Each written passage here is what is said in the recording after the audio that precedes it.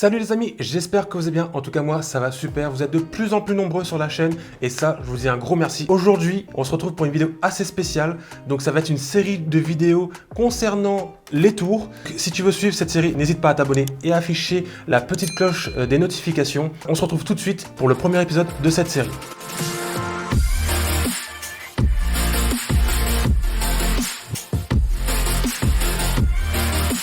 Dans ce premier épisode, on va parler surtout, moi, de mon point de vue personnel. Ça n'engage que moi ce que je vais dire, mais en gros, on va un peu vulgariser comment choisir ses composants et choisir son système, comment construire sa tour en elle-même. Tout d'abord, moi, ce que je voudrais aborder dans ce premier épisode, c'est que beaucoup de gens vous disent, oui, il faut d'abord mettre les perfs, choisir les performances. Si vous avez un petit budget, plutôt miser sur les performances de votre carte graphique, de votre processeur ou de votre carte mère, même la RAM. Moi, on va dire que j'ai un autre point de vue, un autre aperçu. Si vous aimez des tours esthétiques, donc ça va toucher une partie minime d'entre vous, c'est de d'abord choisir un beau boîtier. Parce que si vous achetez d'abord tous vos composants et au final, au bout de 6 mois, 8 mois, vous avez encore du budget pour acheter une plus belle tour, en fait, vous aurez déjà dépensé entre 50 et 80 euros dans une tour. Et ces 50-80 euros, vous allez dire, j'ai acheté une tour, elle me plaît pas tout de suite au premier abord, mais j'ai envie de prendre une nouvelle tour pour refaire mon setup. Et là, ça devient un peu plus compliqué parce qu'il faut racheter soit des nouveaux composants ou soit revoir la configuration entière de notre structure dans le boîtier. Donc pour ma part, en termes de boîtier, ce que je vous conseille, c'est d'avoir un boîtier qui a beaucoup de flux d'air, c'est-à-dire des grilles de ventilation. Donc ici, nous avons une tour de chez Cooler Master. Pour moi, donc cette tour-là, j'ai gardé environ 5 ans. J'étais très satisfait pour 2 raisons.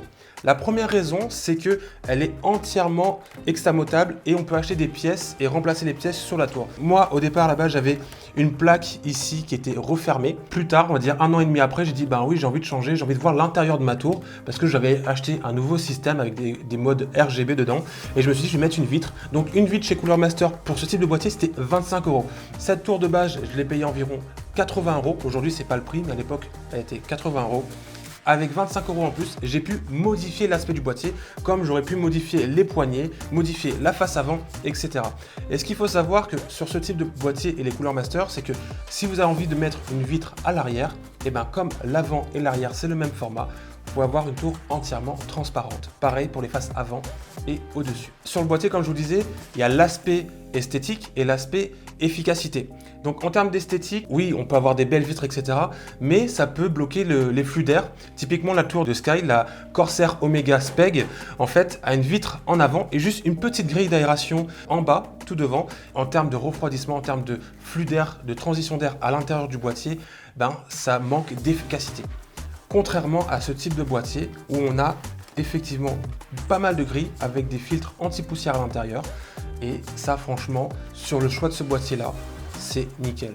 En résumé, moi, ce que je vous conseille en premier temps, pour pas avoir changé de tour au bout de 6 mois, si vous êtes satisfait de votre tour, c'est de mettre un petit peu plus dans votre tour, voire une centaine d'euros. On va dire, au lieu de prendre une tour à 50-80 euros, pensez à prendre une tour de 100-120 euros que vous pouvez, dans le futur, modifier.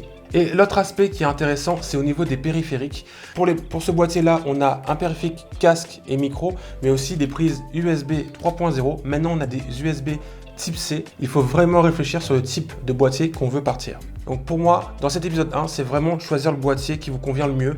Prendre des boîtiers modulaires, c'est pour moi un avantage. Si vous voulez partir sur un boîtier qui coûte entre 50 et 80 euros, c'est votre choix. Mais sachez que si vous n'êtes pas entièrement satisfait et que vous avez des doutes lors de l'achat de votre tour, du boîtier en lui-même, réfléchissez-y. Dites peut-être attendre 1 mois en plus pour économiser et prendre un boîtier qui me plaît et le garder longtemps et d'éviter de refaire une config par derrière. Dans le prochain épisode, on va parler du choix du processeur et de la carte mère. Je te retrouve la prochaine fois pour de nouvelles vidéos.